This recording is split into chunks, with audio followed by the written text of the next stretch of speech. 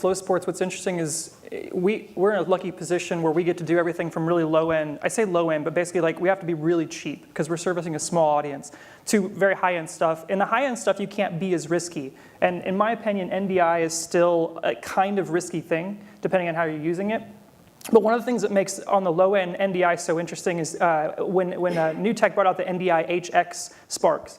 Those sparks convert an NDI signal to something that's only 8 megabits on the low end. And with 8 megabits, putting that inside of an IP network, and when I talk about IP network, I'm talking about you got Ethernet connected, you've got maybe a wireless network connected, maybe you're running fiber for your internet. It's so flexible you can do anything, right? But the biggest problem you have is most of the devices you have are going to only be able to only capable of up to 100 megabits. So under 100 megabits, well, I'm sorry.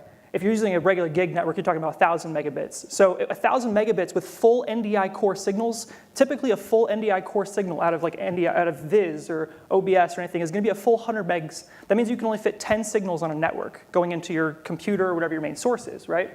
But with the NDI HX, being able to compress everything down to 8 megabits, I can fit a ton of those on my network, right? And at 8 megabits, I can put that over a Wi-Fi network. I could put it over maybe a point-to-point network, right? To where now something that might have only been able to do 150 megs with the wireless system, I can now send a ton of video signals over that.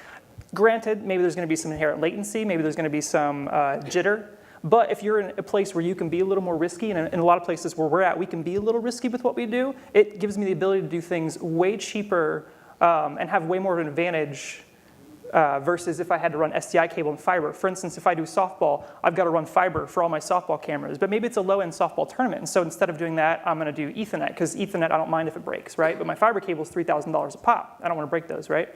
So being able to have that kind of flexibility to go over fiber or Ethernet or even maybe a wireless network is huge for what we do.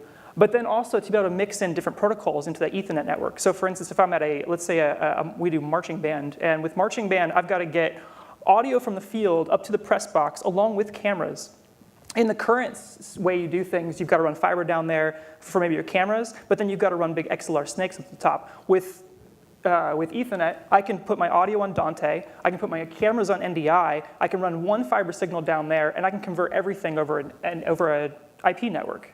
And so we can put all of our information on one cable.